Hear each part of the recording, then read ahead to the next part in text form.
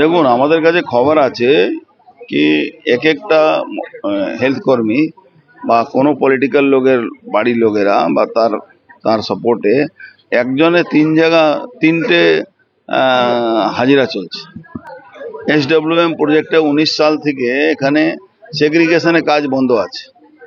এটা একটা বড় সমস্যা আছে, এটা ইমিডিয়েট শর্ট আউট। তারপরে সামনে বৃষ্টি আসছে, তার আগে সব এলাকা পরিষ্কার পরিচ্ছন্ন যাতে জল কোথাও না জমে।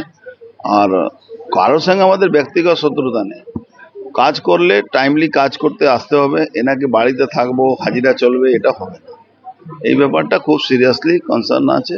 আমরা ইও সাহেবকে, এফও সাহেব, সারা হেলথ কর্মী আছে, সবাইকে জানিয়ে দিয়েছি।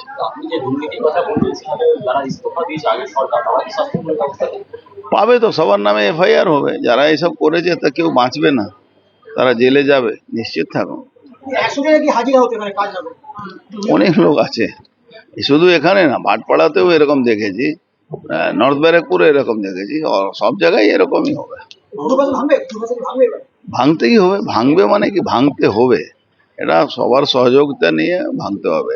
দেখুন, অধিকারীদের প্রবলেম কি আছে, অধিকারীদের উপরে পলিটিক্যাল লোকরা এসে প্রেসার দেয়, ওরা ওদেরকে ভয় দেখায়, এরকম এইসব করে। কিন্তু এখানে তো সেই ভয়ে মুক্ত হয়ে গেছে না, ভয় আউট ভরসা ইন, এই স্লোগান দিয়ে বাংলায় চলবে। হ্যাঁ, আজকে বসে যাওয়ার কথা।